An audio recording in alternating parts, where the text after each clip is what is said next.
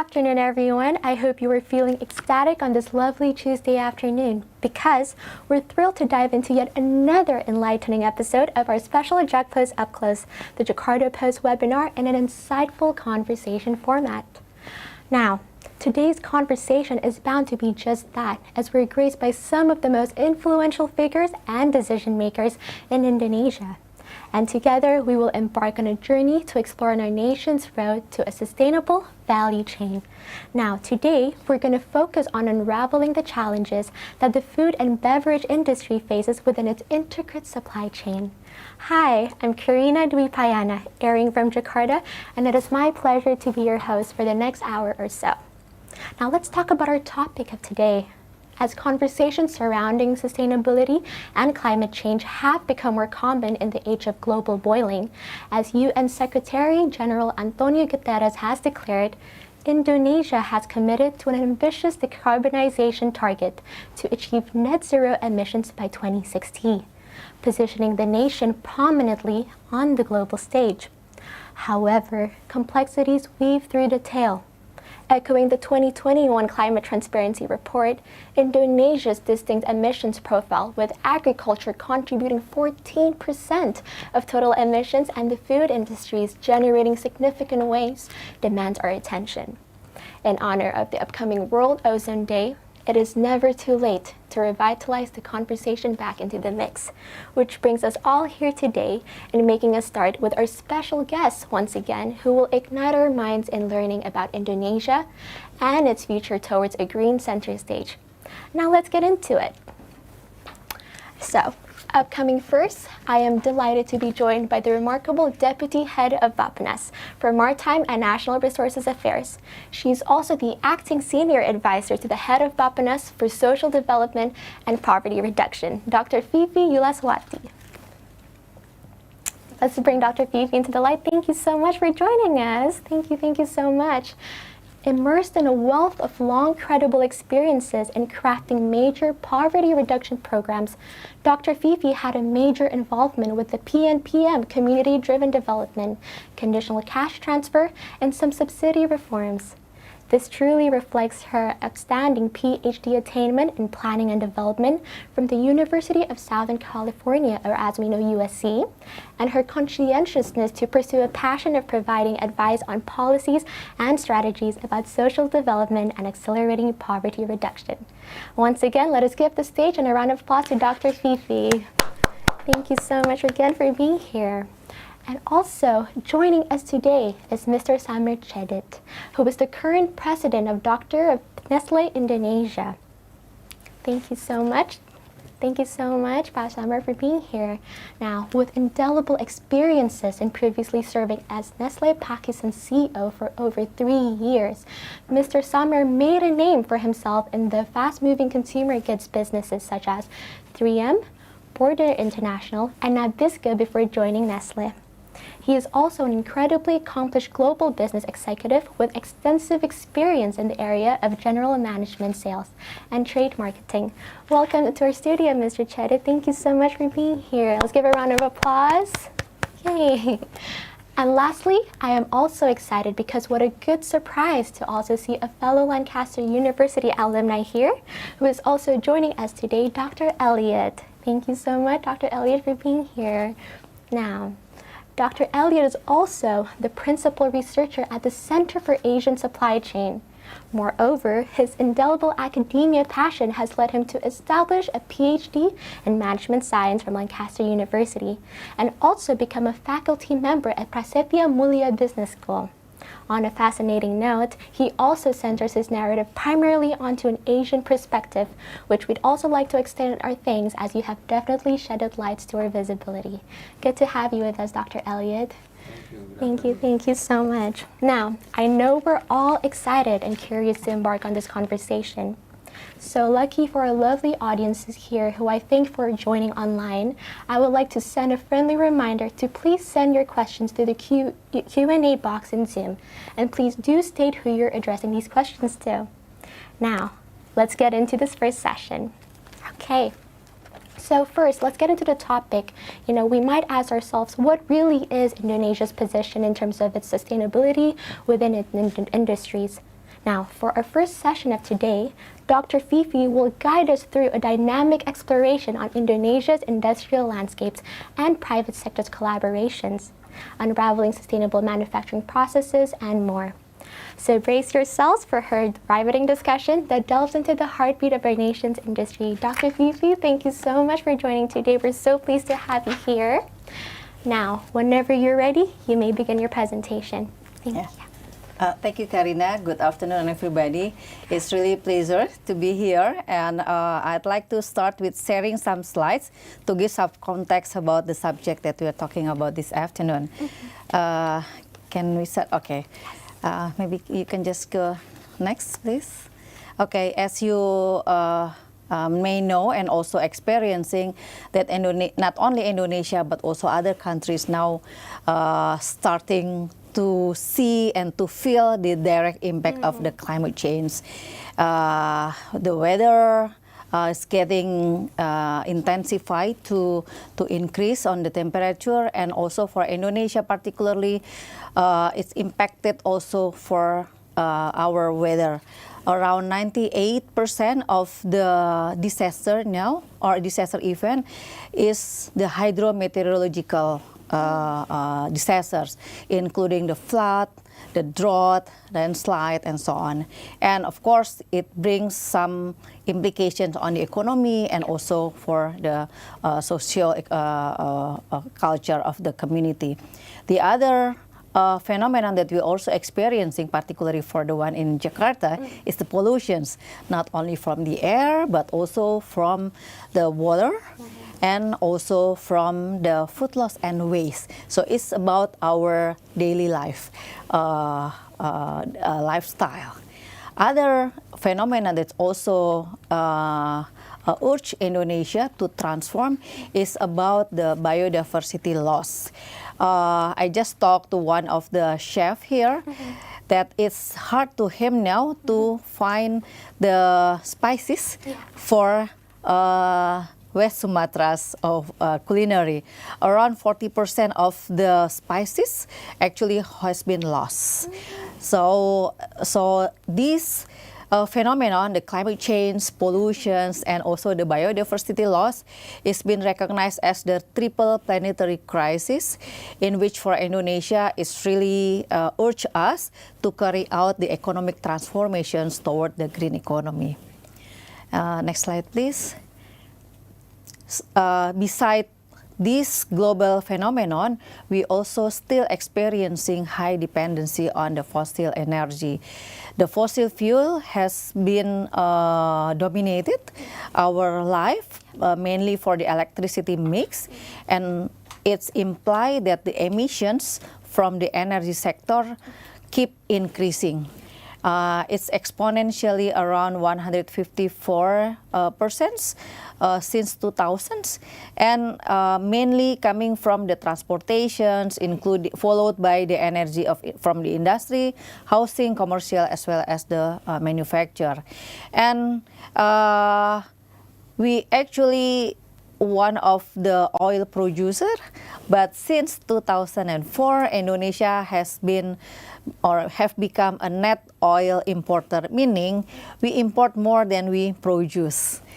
Because some of the product of the oil is being produced outside, and we have to import it back with different products. And of course, this makes the fiscal burden increasing. And if you could see at the right-hand side, at the below, you can see that the fiscal burden is getting higher and higher. Next slide, please. And other reasons that we have to transform, that the fact Indonesia has been in the position of the middle income country is about for 30 years. So most likely the country in these positions and don't want to go out will be trapped in this position as a middle income trap for the whole period, and we don't want to have it. So that's why we prepare the economic transformations in which we aim to have a vision for Golden Indonesia to be an advanced country by 2045 when Indonesia celebrating 100 years of independence. And by having this vision, we have to grow as high as possible, at least around 6 to 7%, but need to be clean. Next slide, please. So, Bappenas has finalized the long-term development plan, 20 years, 2025, 2045. Now we are in the process discussions with the parliament in order to make it as a law. So it could be a reference for the next presidents as well as other local governments and the sectors. So in this long-term development plan, we call it the RPJPN. It has 17 goals, 8 development agendas, and also 45 indicators that could be elaborated further with other development plans. The 8 development agendas, among others, including the economic transformations, and also the social culture and ecological resilience, in which really relate with our topics this afternoon. So you could see the main targets, not only increasing the income per capita, but also the intensity of the greenhouse gas as the result of our development. Next slide, please. Part of the economic transition is, or the backbone of the economic transition is about the green economy. We hope that the green economy can boost our economic growth while achieving net zero emissions, as we also commit globally by 2060 or sooner.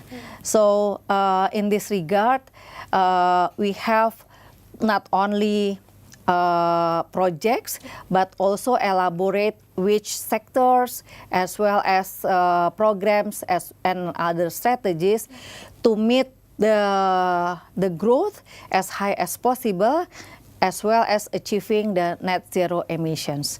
You can see in this graph, it can be break down by 5 years that we can elaborate further in the midterm development plan. 2025, 2030 is the first phase in which we also along the line with the SDGs achievement. Next slide, please. So one of the strategic program, I would say, that could be boost the green economic is the industrial decarbonizations. It is really essential in addressing climate change and achieving the net zero emissions. Why? Because the industry sectors account for more than 40% of the final energy consumptions. And for Indonesia, more than half of the carbon dioxide emissions from the 3 main end-use sectors: industry, transportation, and also the buildings. So for sure, many things, many homeworks that we have to go forward, and one of it is applying for the decarbonizations, which can lead to sustainable value chain. What is it? There are many definitions out there, but to short, it's about a series of activities that will add a values to the product as well as gain our competitive advantage. So for sure, we have to ensure that the responsible businesses practice not only within the organizations but also across the entire value chains, because we are talking also not only the big firm but also the other supply chains, including the small, medium enterprises. Hopefully, by applying sustainable value chains, we could start implement the decarbonizations as well as boosting the economy. And of course, it takes two to tango, not only from the producer, but also from the consumer. So of course, by doing the sustainable value chain, it could increase the public awareness in choosing the environmentally friendly and sustainable product. Of course, there are many strategies as well as initiatives that have been in place, and we need more other to do the same thing and accelerations. Next slide, please. Other policy that have been applied actually in the context of green economy, including applying and setting standardizations for the green industry, and also certifications for eco-industrial park. So there are maybe many of you already know that more and more companies have received the Green Industry Award.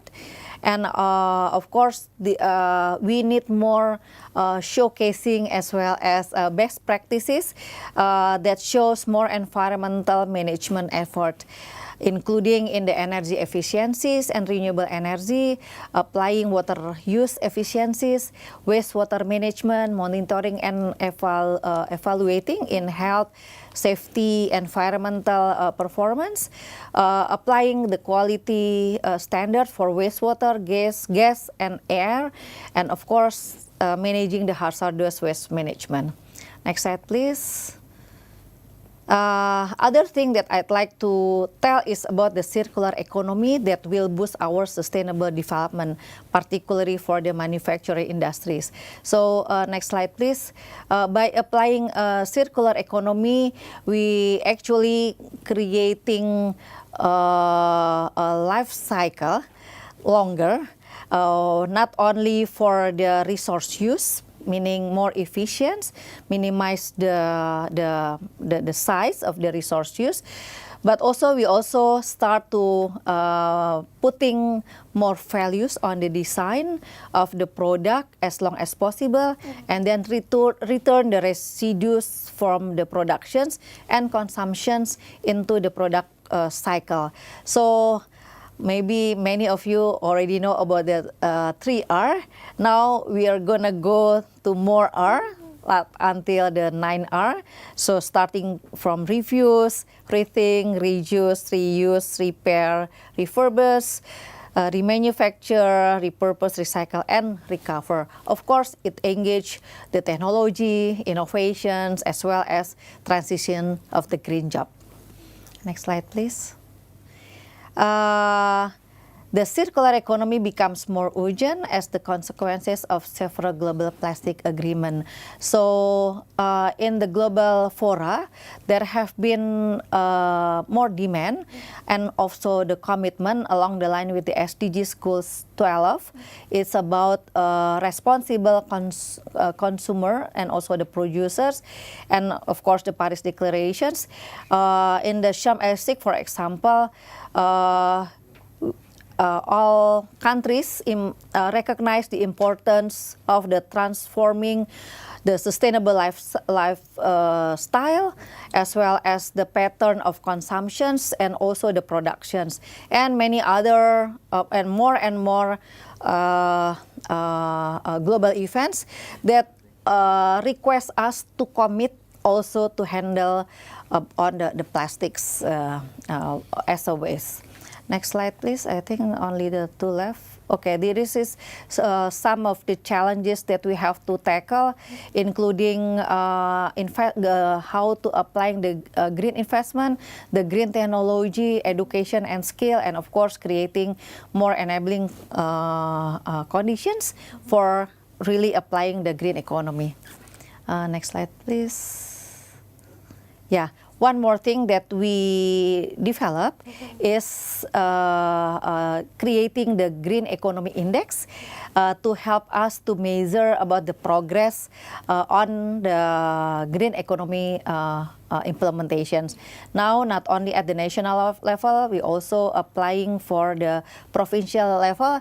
So by doing that, we could collaborate as a country to really contributing more green planet and of course better life for the whole people.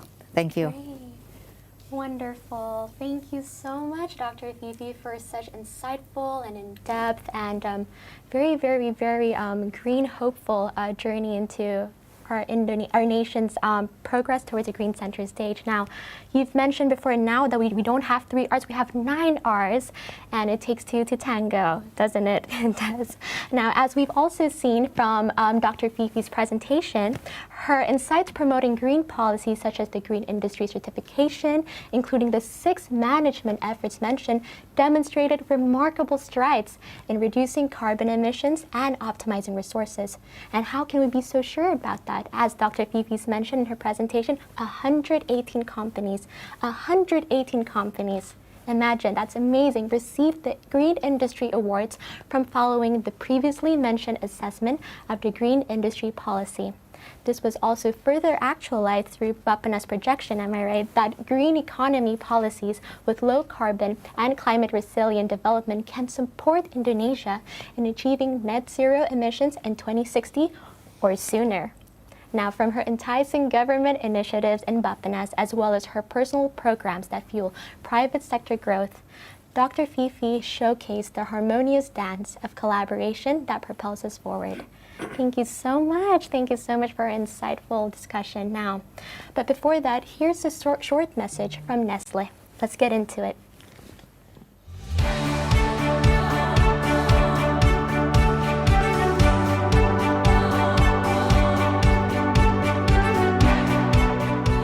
Saat ini, Nestle sedang dalam perjalanan untuk membantu melindungi, memperbarui, dan memulihkan keberlanjutan bumi bersamaan dengan menjalankan operasional bisnis sehari-hari. Upaya ini Nestle lakukan secara serempak di seluruh dunia dengan terus memastikan aspek keberlanjutan di sepanjang mata rantai usaha dari proses pengadaan bahan baku, produksi, distribusi, konsumsi, bahkan hingga pasca konsumsi. Dimulai dari bekerja sama dengan 500.000 petani di seluruh dunia dengan menggunakan pendekatan pertanian regeneratif untuk mengurangi emisi yang dihasilkan dari proses pertanian dan di saat bersamaan juga dapat meningkatkan kesejahteraan petani. Bersama dengan 27.000 peternak sapi perah untuk meningkatkan kenyamanan ternak dan pengelolaan limbah. Bersama 10.000 petani kopi menanam 1 juta pohon selama 3 tahun untuk menyerap lebih banyak emisi karbon, sekaligus meningkatkan biodiversitas dan pendapatan petani. Mengganti penggunaan gas bumi dengan sekam padi sebagai bahan bakar boiler di area produksi. Menggunakan solar panel untuk energi listrik. Mendaur ulang air untuk efisiensi penggunaan air. Memastikan seluruh kemasan dapat didaur ulang. Memulai studi untuk kemasan isi ulang, dan masih banyak lagi inisiatif yang akan Nestle lakukan untuk terus mendukung keberlanjutan bumi ini di masa depan untuk generasi mendatang.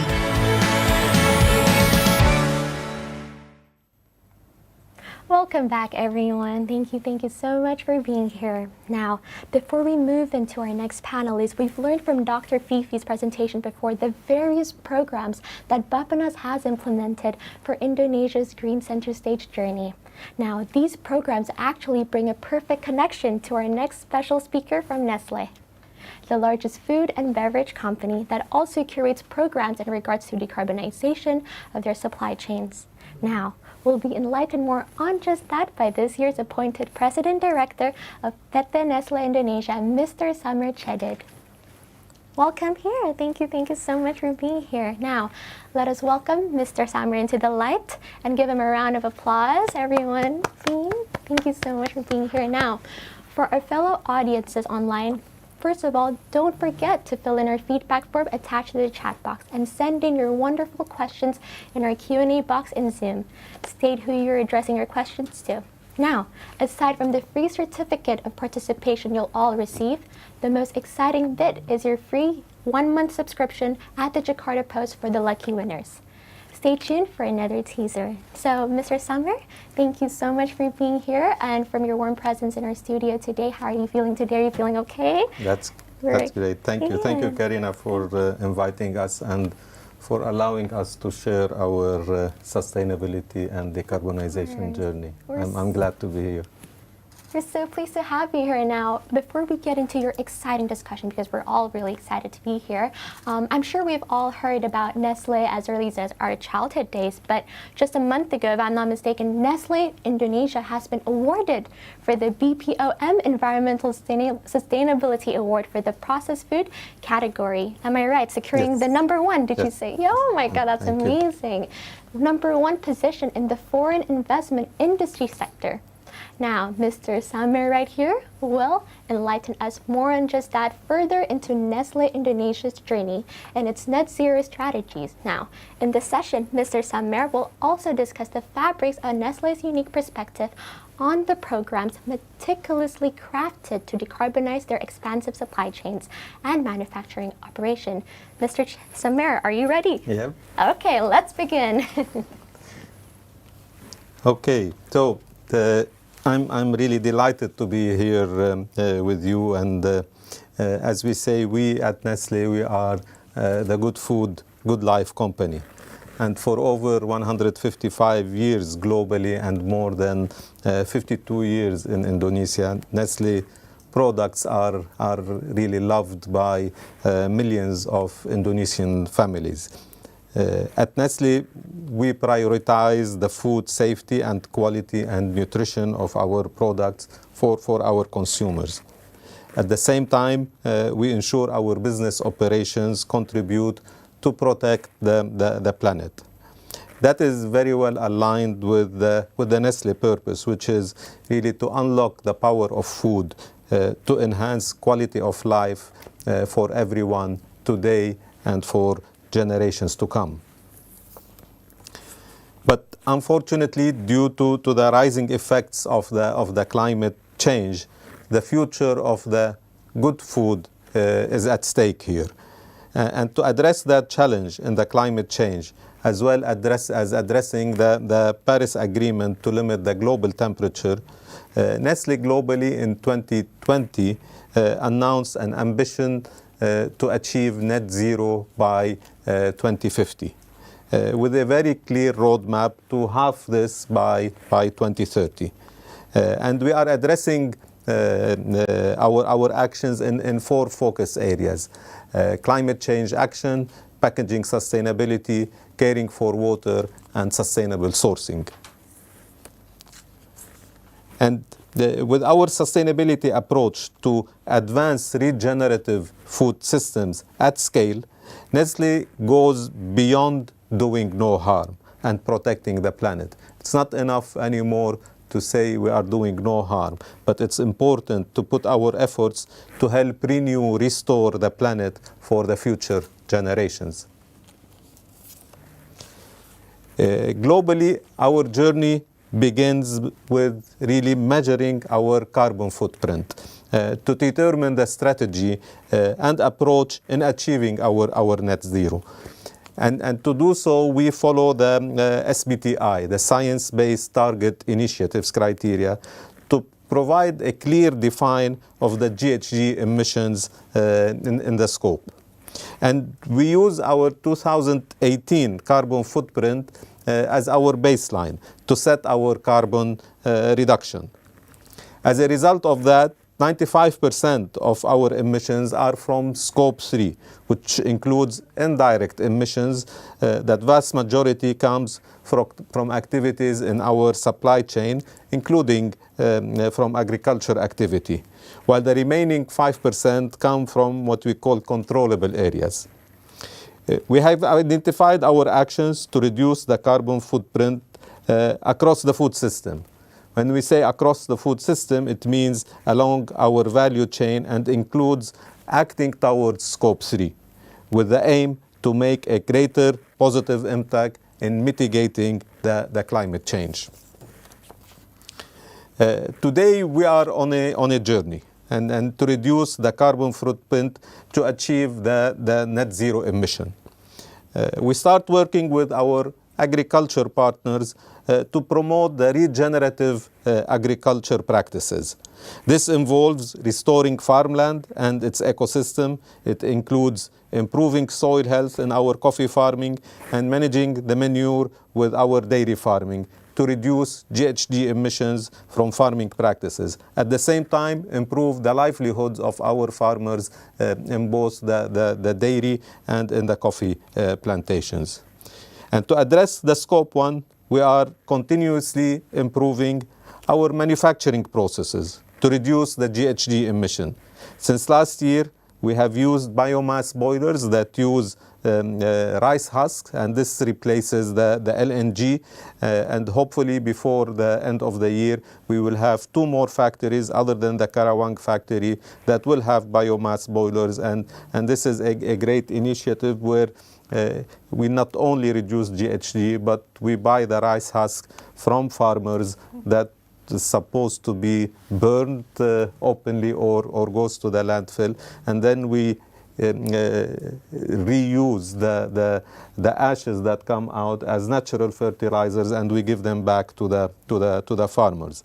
And also I'm glad to say that recently we have received approval from PLN to utilize 15% of the electricity in our Karawang factory, and that should also help us in our journey towards decarbonization. Next, we have set our commitment on packaging sustainability with the goal to ensure that all our packaging is designed for recycling, and also to reduce the use of virgin plastic by 1/3.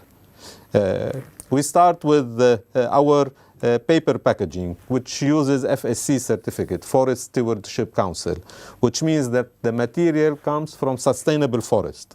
And since 2020, we have transitioned to paper straw instead of the plastic straw. And we're really the first company in Indonesia to do so.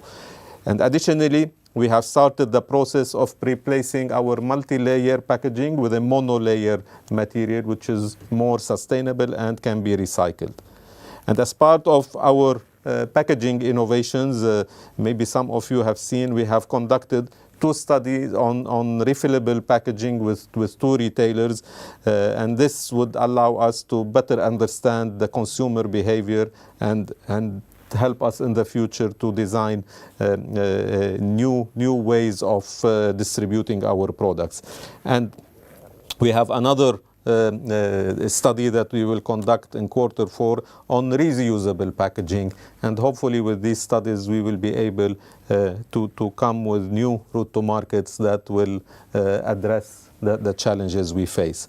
And lastly, we focus on the post-consumption, where we collect and process the plastic waste as much as plastic material we have used in 1 year. So whatever we have used, we work with SMEs to help us to collect as much as we have produced. And our efforts are really to support the development of waste management system to reduce waste ending up in landfill or leakage to the environment, as well as to increase the recycling rate and promote circular economy. I can really say we have all the passion and all the energy and the commitment to continuously do the improvement and explore new opportunities to help us achieve our net zero ambition in 2050. But we also believe that we need to have collaboration among the different stakeholders to accelerate the efforts to take roles and contributions to protect the earth for future generations. Let's play our part to help Indonesia, to help the planet, and to help future generations. Thank you very much. Wonderful. Thank you so very much, Mr. Samir, for such an enlightening discussion. And you've also graced us audiences here with such a profound glimpse of Nestle's journey into the net zero that has taken center stage. Now, you've also mentioned the importance of collaboration with private sectors, and you're also working with, I think, 26,000 farmers.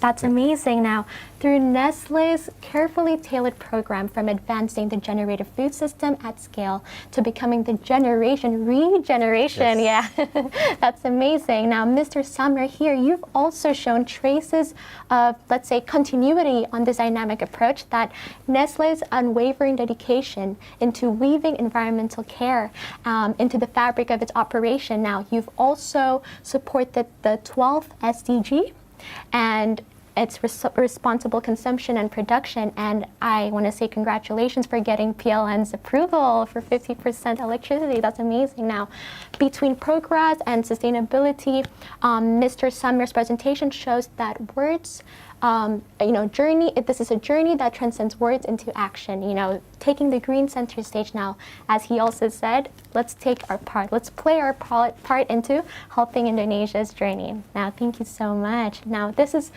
really, really, really perfect into our third speaker, because speaking of transcending words into action, what do we really mean by sustainable value chain? And what is the etymology behind such construction of words? And what does it signify? Now, I believe sometimes we often downplay or undermine the importance of grounding our foundation before applying our knowledge into something. So before that, how can we actualize such a journey without truly understanding what it means? Now, let's bring Dr. Elliot into the light, who will grant these unanswered questions into the comprehension of sustainable value chain. Thank you so much, Dr. Elliot, for being here. Thank you. How are you feeling? Well, it's good. It's good. Thank you. Listening to our distinguished speaker, yeah? Yes, for sure.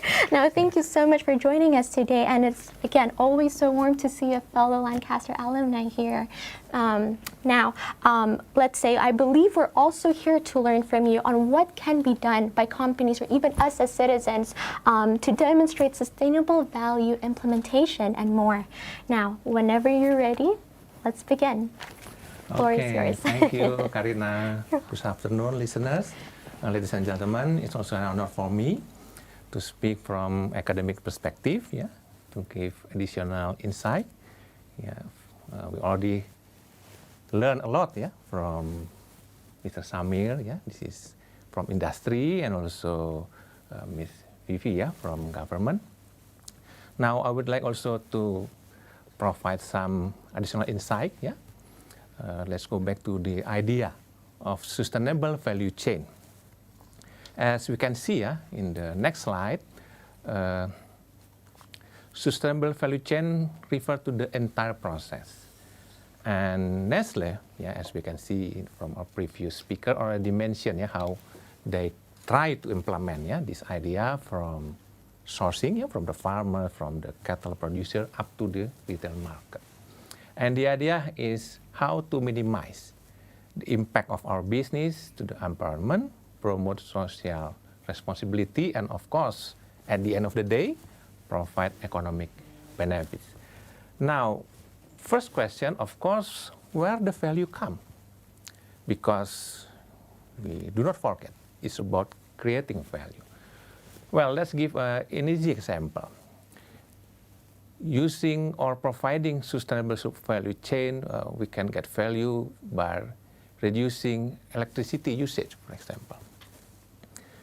Company, facing these carbon issues, especially in Indonesia, we import a lot of oil.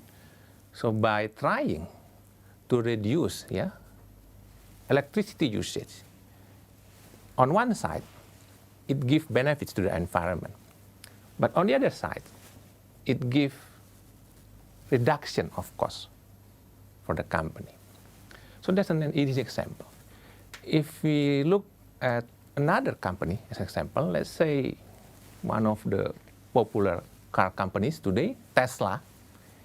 Most car companies, they still use, let's say, this carbon dioxide producing industry. But Tesla come with an electric cars, and they get benefits from government of America in terms of tax reduction, and also in many other countries in Europe, later on in China. So by providing this sustainable value, yeah, moving from gasoline-based cars into electric cars. Now, Tesla as a company, they get competitive advantage. However, this is not a single company approach. This is a holistic approach, as we can see later. In terms of terminology, usually we also call sustainable value chain in here is a sustainable supply chain. Why I mentioned that, we will see in the next slide. Okay, please. How to implement sustainable value chain? We already listened, a lot of slides, explanation, knowledge from these previous two speakers. I would like to summarize into these 5 points. The first one, optimize resource use throughout the value chain. And secondly, supplier engagement and ethical practices. The third, 4, and 5, I think you can read on the slides. And I would like also to give some examples, how we can implement this idea about sustainable value chain in practice. Let's start with the first one. Optimize resource use throughout the value chain. Okay, can we see the next slide?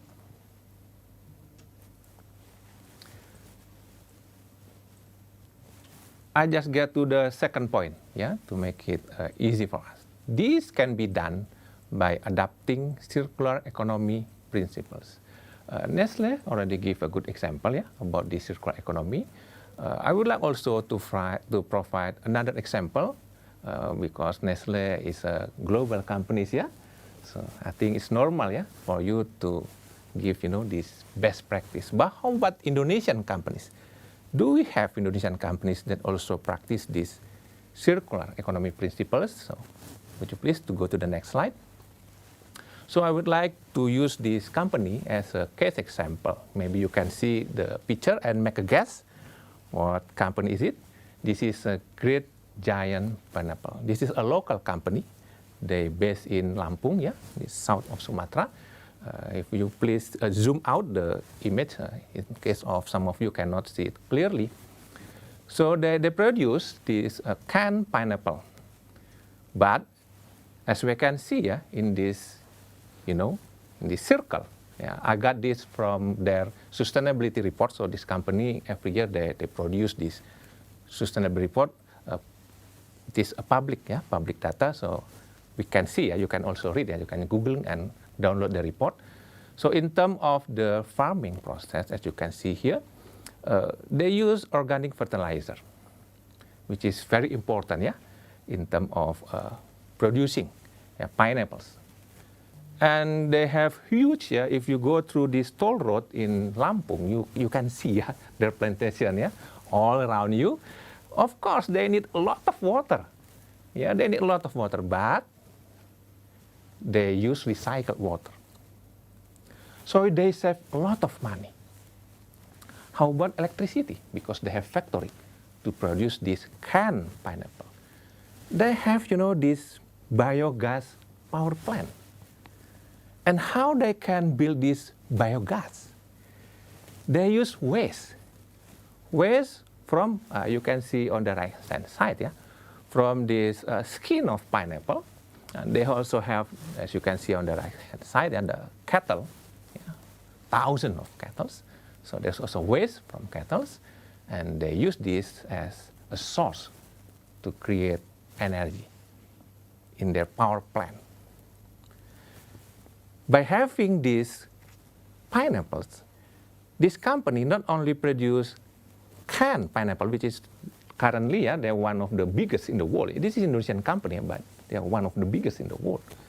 But they also produce a lot of side product. For example, from the, let's say, the crown, the crown of the pineapple, and also the skin, they develop, they innovate, they can produce, as you can see on the processing, bromelain enzyme, a value-added chemicals materials that can be used in many industries, including pharmaceutical and health industry. So by following this sustainability value chain, this company has become, up until now, a very profitable company. Yeah, can you imagine that? Yeah, but not many. Yeah, if you do some research, yeah, about this pineapple can production, not many being able to have good profit like this company. Okay, let's see the next one. The next slide.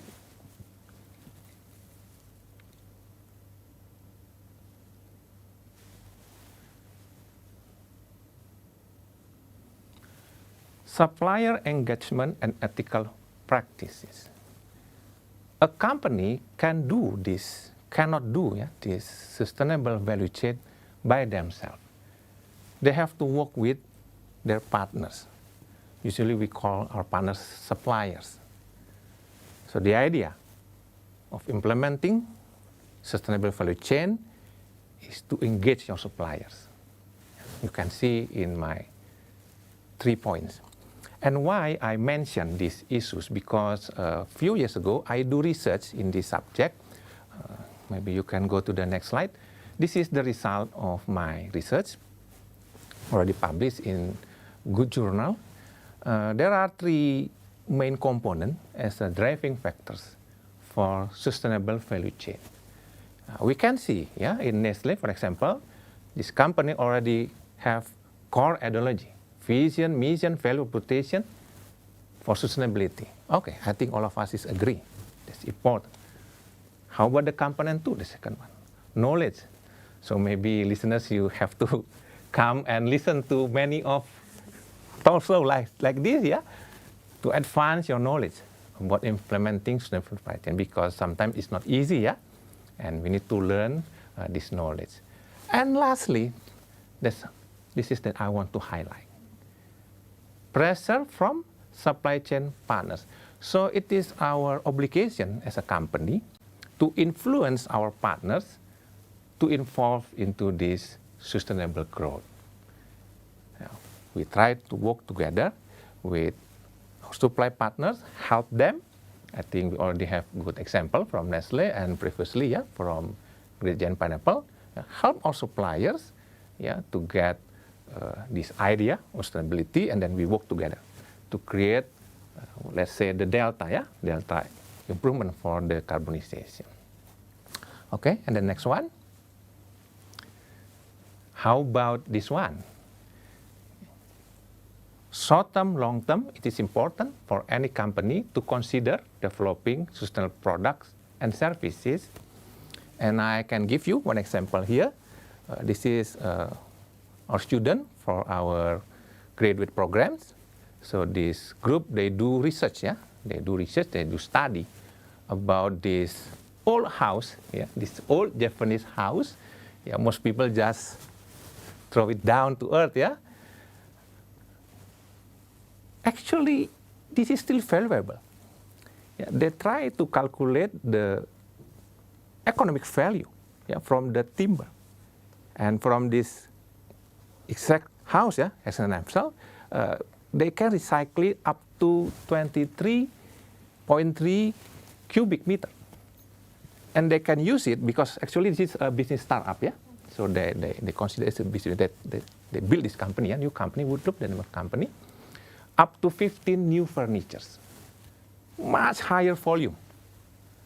Not only Woodloop, we also know international company like IKEA, it's a well-known company, European company, also use recycling wood, for their furniture products. So developing sustainable products, you can see, I think it's quite easy to find this idea, how we can develop sustainable product or services. We can also do that in Prestia Mulia. Our students currently they like to do research or look out for business opportunity. Okay, let's see the next one. Engage stakeholder. I think we agree. Government is very important, and I'm happy in Indonesia. Our president, Pak Jokowi, he really push all of us in academic sectors, in industry, including this government official, to pursue this green, So government should enact supportive policy and regulation, So if not, I think industry should come, yeah, to come to Bappenas. I think you already have that, yeah, Ibu Vivi, yeah, with this certificate of green industry, yeah. So that's very good. Yeah. So as a company, it's also good for us to consider having this kind of certificate, yeah, fair trade, eco label, or even ISO is quite common, yeah. And later on, this from Bappenas, yeah, from government, yeah, green industry certificate. I mean, it's also important, yeah, to have this sustainable value chain by involving a lot of stakeholders in our own industry, yeah, including government. And finally, yeah, as we can see in the next slide, yeah, the last one, we should also measure and report. We cannot just talk, yeah. Kepo bahasa Indonesianya, ya. We cannot just talk, but we have to produce report. Like I mentioned before, companies like Great Giant Pineapple, every year they produce report. The content of the report is all about measures compared to their last year. Yeah. They do better this year, and hopefully even better next year. So companies should measure and report. And it brings benefits, I think, yeah, not only to the company itself, yeah, as a reputation, but also to the industry, yeah, as peers, yeah, to have benchmark, and of course, yeah, to the people of Indonesia. I think it's quite clear, yeah. Reporting is also helpful for company to do continuous improvement. And finally, as a conclusion, this is my last slide, please. A sustainable value chain is a company motivation and value. It should be embedded, yeah, inside every company. And companies should actively, yeah, we cannot just wait for the supply chain partners to press us, yeah, to do this sustainability approach, but every company should come. And we promote also this value to everybody, to each stakeholder. Yes, the journey towards the value chain may not be easy, but these efforts are worth undertaking. And as we can see from Bappenas also, yeah, if we look at our current situation, our Earth situation, and in the near future, yeah, I think this is a must, yeah. Everybody must do this, yeah. Similar, yeah, with our previous speaker, for the future of our planet and generation to come. Thank you, Karina. Incredible. Thank you so much, Dr. Elliot, for such an insightful discussion dissecting into the very essence, yeah, of sustainable value chain. And as you've mentioned before, this is a must. Companies have to embed these values into our system. Now, Dr. Elliot here, he's also shown that, as seen from the case study of the Great Giant Pineapple, which led to maximized eco-efficiency, minimizes environmental impact. You've also shown the examples of your students, researchers as well, developing sustainable products. And we all have seen from your presentation that companies should also consider these implementation of sustainable value chain as their motivation. And one of the first main steps is by, you said, optimizing the use of resources, which we all can do. It's very simple. Start by water reduction. We can do it every single day, embedded within our daily lives as well. We've also learned the ideology of sustainable value chain that has been nothing less than painting a vivid picture of a bright mission for our nation. As seen from Dr. Elliott's presentation, he also exemplified the implementation of better ethical practices in the long run, such as upholding fair labor standards, safe working conditions, and respecting human rights, in which 3 of our panelists here have also implemented their presentations. Wonderful. Thank you so much. Now, I believe we should all take notes of all the panelists' judicious advice for further collaboration between private sectors and the government as well, so that our nation can move forward in the long run for a long-term benefits, so our planet and the generation to come, as Dr. Elliot mentioned as well, and as have you all noted, could have a green future. Thank you so much to all our panelists, Dr. Fifi, Pak Samer, Pak Elliot, for gracing our afternoon with such presence now and educating all of us also with such enticing, enriching discussions, especially how, all of you, I've noticed, considered very different aspects and angles on educating us what sustainable value chain is in Indonesia. Now, this comes from Dr. Fifi's illustration on the government incentives for private sectors and Mr. Chedid's insight on Nestle's Indonesia's continuous journey towards the net zero strategy, and to finally Dr. Elliott's comprehension on the various segments of the sustainable value chain. Now, before we get into the most exciting session, for our lovely audiences, since they're going to take the stage, I would also like to remind our friends online to please fill in our feedback form through the link already attached on the Zoom chat below. Now, before we move on to this exciting session, let's freeze this amazing moment for a group photo, okay? Are you guys ready? Crew, whenever you're ready. If you guys are ready, let's give a thumbs up and say ready. Ready! 1, 2, 3. And another one. Okay, wonderful. Thank you so much. How are you all feeling? Are you guys okay? Are you having fun listening to each other's presentation? Yeah. It's been a lovely afternoon now. At last, we are here in the most awaited part of every Jakpost Up Close webinar. Thank you so much to our very curious and colorful audiences who have sent us excellent questions for our panelists. We're very impressed. I'm so excited to show all of you what our audience have to say. Now, as we've read them all in the Q&A box, we cannot wait to answer them together with our panelists. Panelists, if you're ready and excited to hear what our audience have to say, let's give another thumbs up and say ready. Ready?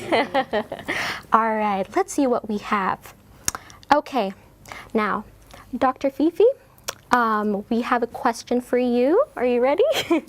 So, the question from our audiences is, as the majority of the food and beverage industry could fall into the pitfall of greenwashing, even when certified as green, how are both the government and private sector actively combating this issue, especially regarding the packaging and also industrial waste?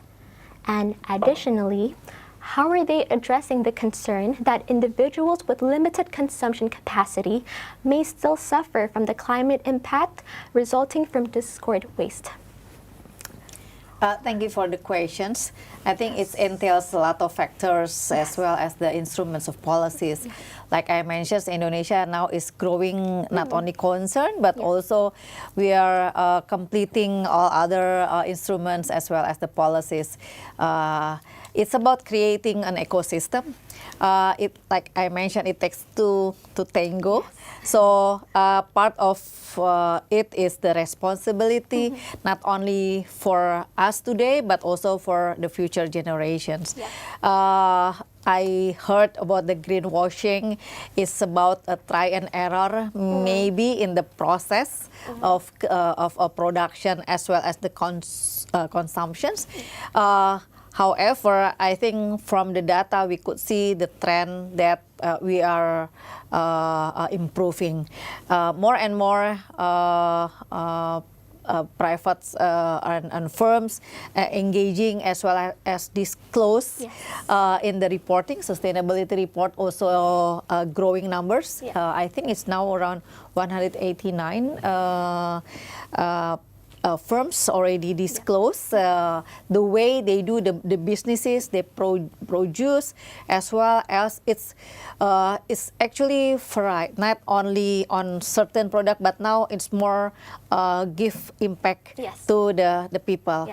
So one is about the ecosystem, including developing the responsibility, disclosing, and at the end we are talking about the impact that can be measured. I mean, people can say that they are part of the game in the green economy, but at the end, if they cannot prove it, measure it, so they are not part of it. So I think responsibility is also part of the responsible instrument that we can prove. Right. Now, that's amazing. Thank you so much for your answer. Since you said responsibility is the instrumentalization of proof towards green economy, this actually leads into Mr. Summer's question from our audience is here. Speaking of responsibility, what is Nestlé's concrete action to establish the foundation of sustainable food production and the contribution to achieve the climate target? Thank you for the question. Look, our efforts towards the achievement of net zero emission by 2050 is really to ensure the good of our product today and for the future generation. As a good food, good life company, we must ensure that the food security and the food quality and nutrition for our consumer. And at the same time, we have to ensure that our operational processes contribute to safeguarding the planet for future generations. And for that, we have set our ambitious target to achieve net zero emission by acting throughout the value chain. And when I say throughout the value chain, it covers sourcing, manufacturing, packaging, and really post-consumption. On sourcing, the idea here is we promote regenerative agriculture practices, and we work with our partner farmers to establish that. And for example, we've already executed 8,000 biogas digester in the dairy farms, and this helps to manage the manure and slurry, and at the end of the day, it benefits the livelihood of our farmers. Also, we planted 1 million trees in the coffee farms, and we work with them on regenerative agriculture, intercropping, so that we increase their livelihoods and we improve the soil quality and the biodiversity of those farms. On the manufacturing side, the focus is more on promoting renewable energy. And I've mentioned in the presentation, we're very proud of having our biomass boiler using rice husk. That is, in the past, it was burnt in the air or left in the landfill. Now we buy this husk, so it's improving the livelihood of the farmer. We use it, and while doing so, we stop consuming LNG, which is also helping the environment. The end result, we also get the ash that comes out of it, which becomes a natural fertilizer that is consumed by and given back to the farmers. So we have 2 more factories that we will hopefully, before the end of the year, we will have those biomass boilers. And we're very glad that we will be able now to start using the solar panels in our Karawang factory, which would reduce 15% our usage of electricity. On the packaging side, we continue to develop our packaging to be more recyclable, but also more important, we reduce the usage of plastic. We have a target to reduce by 1/3. And for that, we are the first company to use plastic straws. We eliminated to use paper straws. We eliminated plastic straws from 100% of our products back in 2020. And we use more recycled content in our packaging. And we had a project, we called it Fit for Purpose, where we right-size the packs and reduce the weight of the pack. And this eliminates a lot of packaging.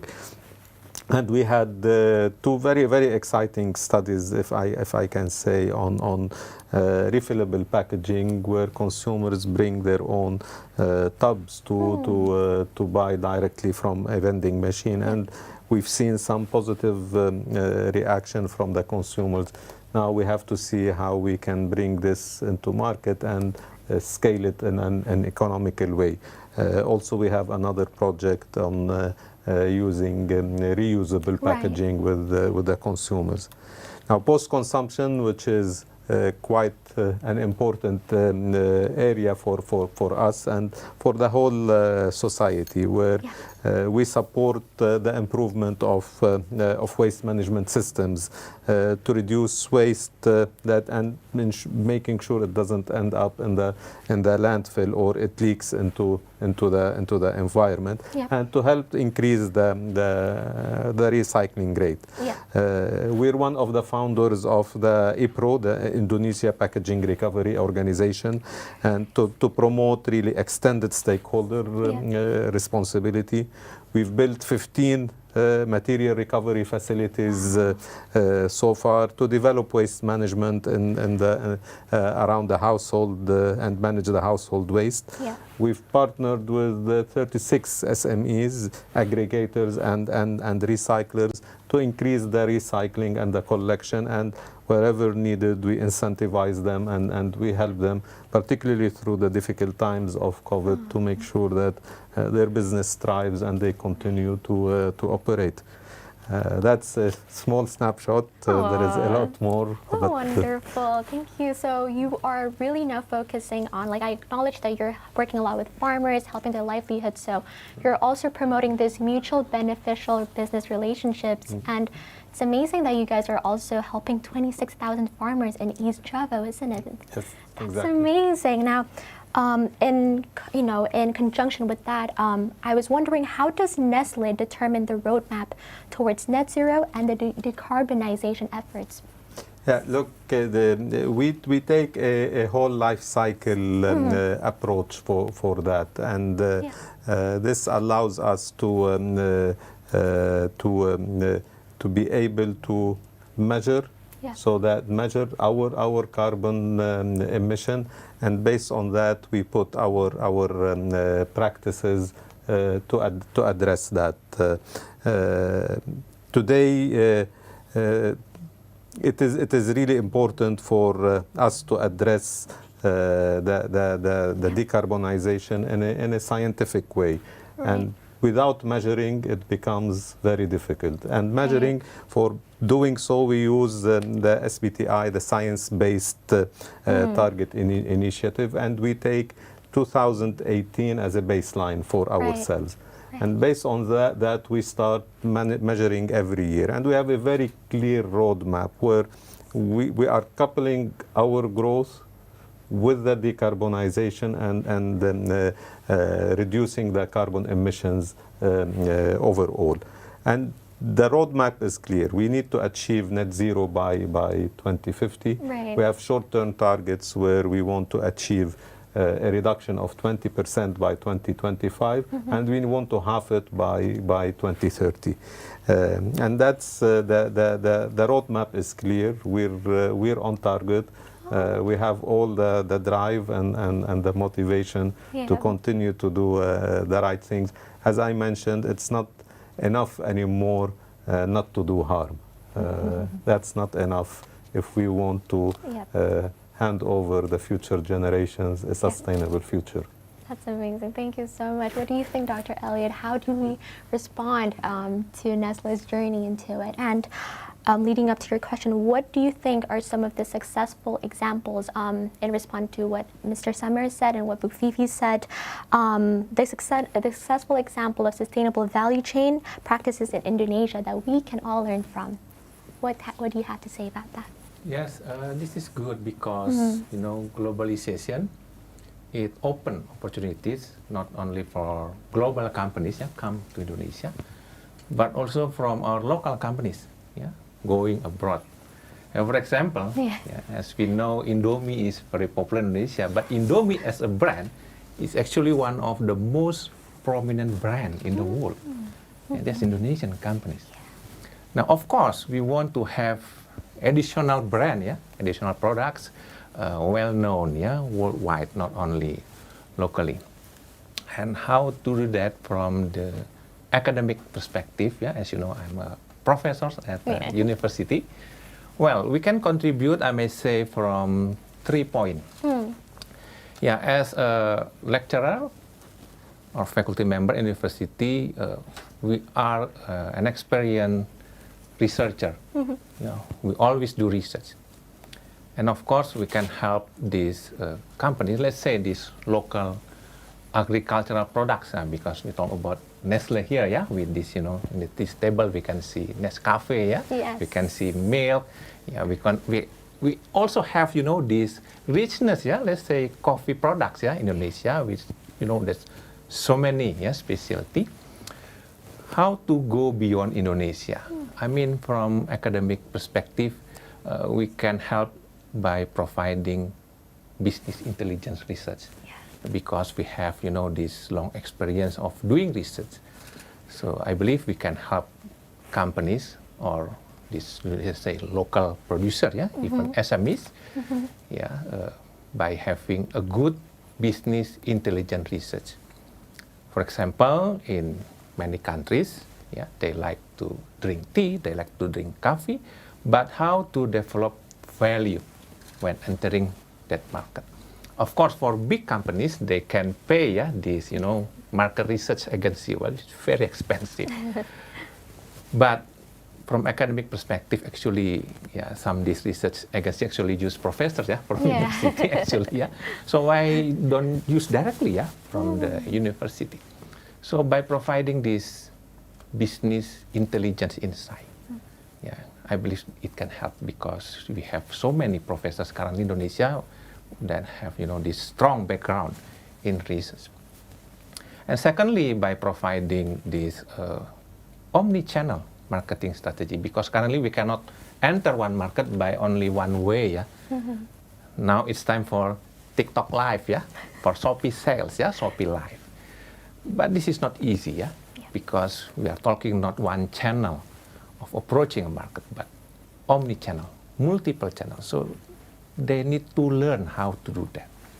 And again, professors at the university can help by doing some, kajian, some research, and developing, let's say, an omni-channel strategy, for a particular product, for coffee, for tea, for many other products in Indonesia. And finally, Miss Vivi, she mentioned about this circular economy. So from academic perspective, we can also help, in terms of educate what we call this circular entrepreneur.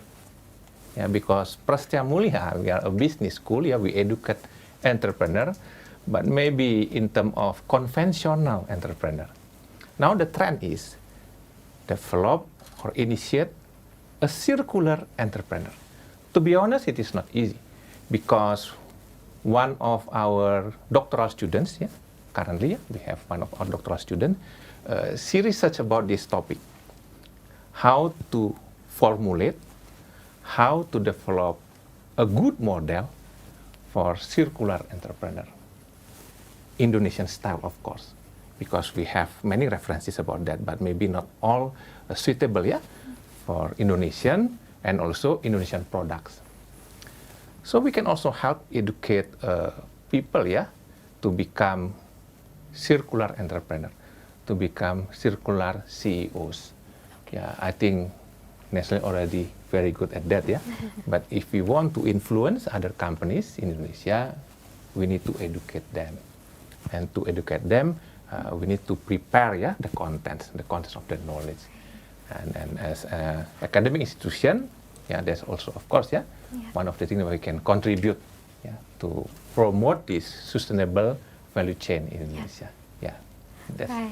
Thank you so much. So we need to have omni-channels. We have to have a circular economy, and I think companies need to adapt that now. And as you've also mentioned, Nestle is setting great examples to our nation and beyond. Now, for Dr. Fifi, I read in an article from greengrowthbapanas.go.id that a few years ago, Bapanas issued a report mentioning that Indonesia is the second highest producer of food waste in the world. Now, this is for both Dr. Elliot and Dr. Fifi. The question is, what are some, looking ahead, what are the key initiatives that government can do in order for Indonesia to further advance sustainable value chain? I don't know. Okay, I think it's coming from one of our study about the food loss and waste. Actually, it is one of the issues of the circular economy. There's another study also, which shows that there are 5 sectors in Indonesia that can boost the circular economy in Indonesia. First is the food and the beverages.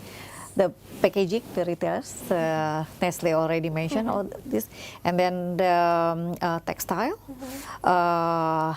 construction, and one more is the electronics. Yeah. So if we could manage all of this, we can transform our green economy with the circular economy.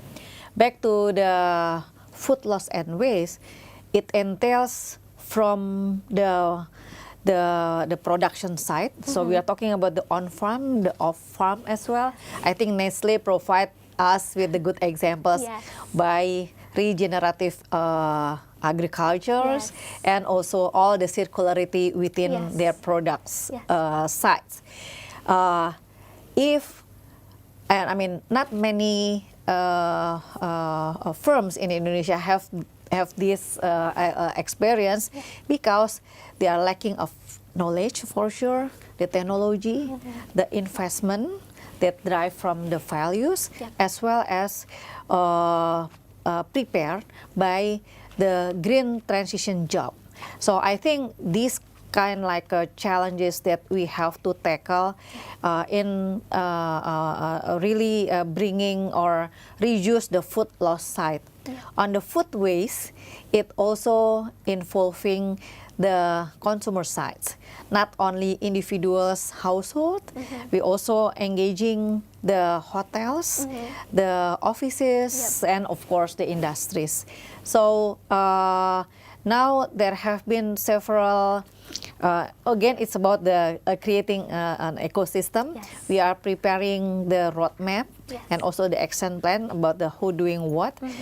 Because all of this, besides the technology and investment, we also have to develop more efficient storage system, the logistics system, as well as educate our consumers to more efficient and wise consumers. So I think if we could build all of this ecosystem for food loss and waste preventions, we really creating the circular economy for Indonesia. Right. Thank you so much. So what we've learned from you is that in order to build that ecosystem, education has to come first. Now, education leads to practices as well, as you both have mentioned. Now, this actually leads to Mr. Samer, since Nestle has implemented great practices and programs which led to your amazing award last month for the BPOM.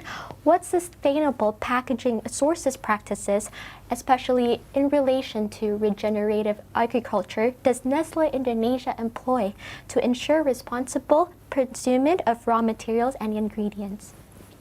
Yeah, look, there is the two sides, the regenerative agriculture, where there are practices that we do with our farmers, whether on the dairy side or on the coffee side, the examples that we gave, where this not only improves and reduces the GHG emissions, but also it has proven that it improves the livelihood and the income of those farmers. It just needs a bit of patience and consistency, and people that believe in this regenerative agriculture approach, improving the soil, the biodiversity, intercropping, where farmers make money not only from one type of produce. Now, this is from one side on the production side. On the packaging side, it's very important. We work with our suppliers, and it's very important to make that collaboration between the producer and the supplier. And here we have our technology centers across the world, in Singapore and Switzerland, that we allow this engagement with local suppliers to develop improved packaging and packaging that can be recycled. Example, try to use more of mono material than multi-layer material that is more recyclable. And we try to the fit for purpose project that we had, which reduces the size of the packaging, the weight of the packaging, and that by itself reduces virgin plastic and allows us to also use more of recycled material into our products.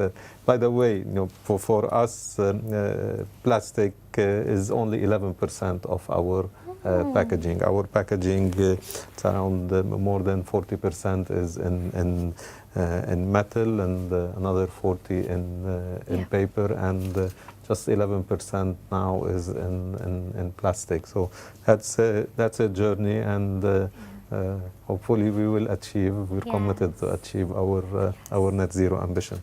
We have to be hopeful, right, as Indonesians as well. Thank you so much for your answer. Now, it was really interesting because you also mentioned Indonesia's rich resources like coffee and vanilla, as you said. Now, this actually leads to my question for you, Dr. Elliot.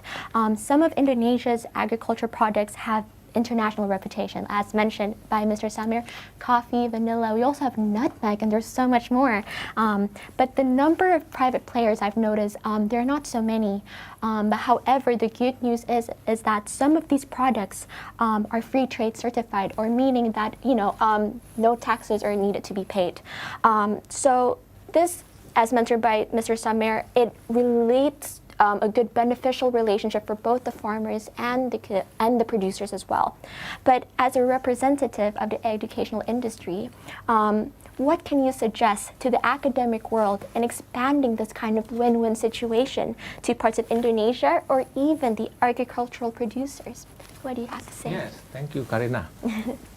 Well, our topic today is about sustainable value chain. Right.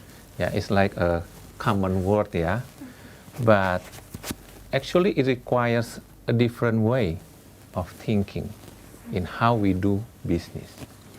Let's say in terms of production and consumption, waste is a normal thing. We produce something and there's a waste. You already mentioned before in terms of food product, in restaurant, in retail products. Waste is normal. But if we look from the opposite side, waste is actually not good, because waste is an indicator that our productivity is not optimal, because productivity is how we produce output divided by waste. So we have to think a different way, and this is also important for our local producer, because this is how we can win the global market, to have this fundamental principle of sustainable value chain.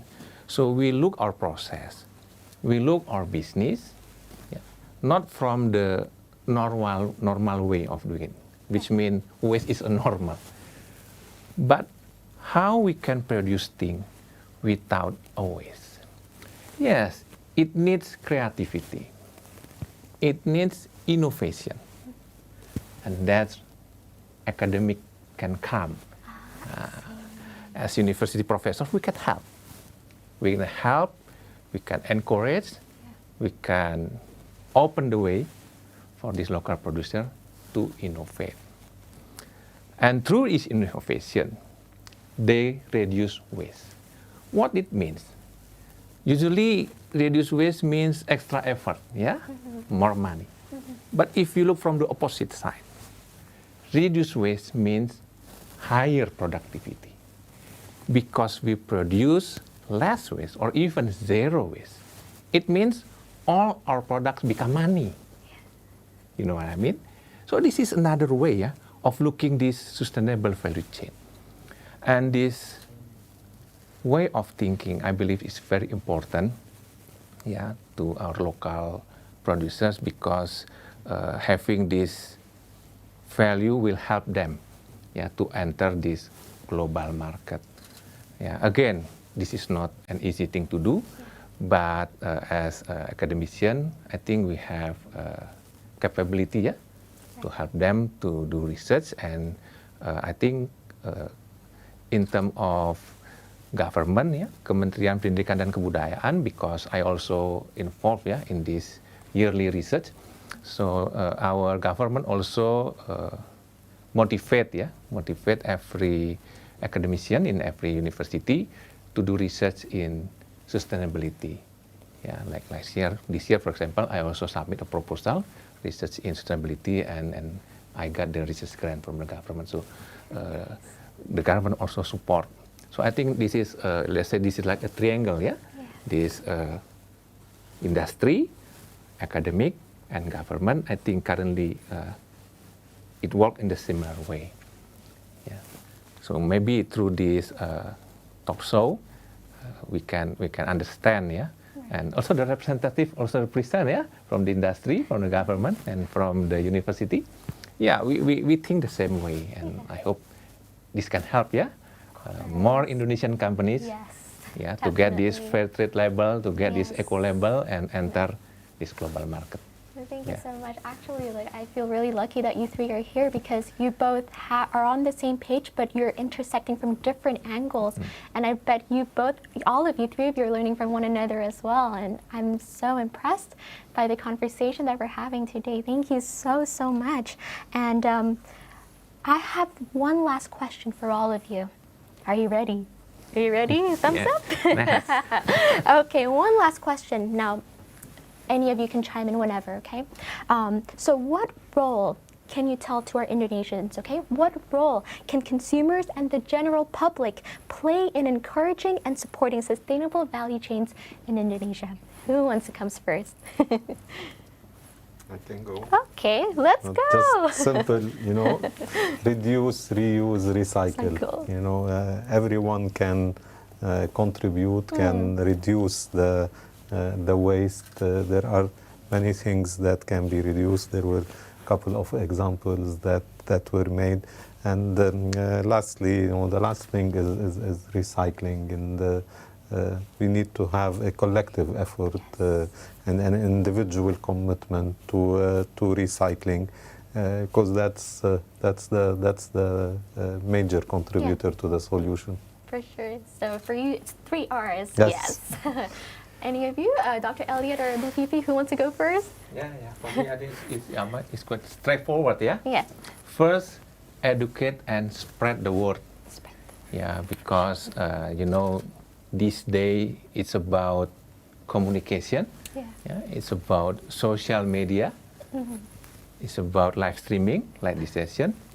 I think we can use all this opportunity to spread the word. Let more people hear and understand about the future of our Earth. I think not many people care about that, but throughout this many talk shows like this, we can educate more people, even throughout Indonesia, even abroad, through this streaming. And slowly I think all of us, will understand and will start practicing sustainable value chain in their everyday life. Thank you. And it's never too late to start. Yes. Exactly. Yes. How about you, Fifi? 3 words, but it's in bahasa. Okay. Tahu, mau, mampu. So being consistent and walk the talk. Walk the talk. That's so good. Thank you so much, the three of you. And one more. One word to describe sustainable value chain, starting from Bu Fifi. Let's do it. Let's do it for you. Commitment. Commitment. Okay. And for you, Dr. Elliot? Yeah, it's a must. Or we will perish. Oh, it varies. Wow, wonderful. Thank you so much. Yes. Now, I'm afraid I'm going to get too comfortable, and I'd love to have this session going on forever, but unfortunately, we have come to an end. I'm so excited. I was so happy to have all of you. Thank you so much. I would like to give many thanks to our inspiring panelists all here. You all did amazing. Us, audiences, and myself included, we've learned so much from every one of you.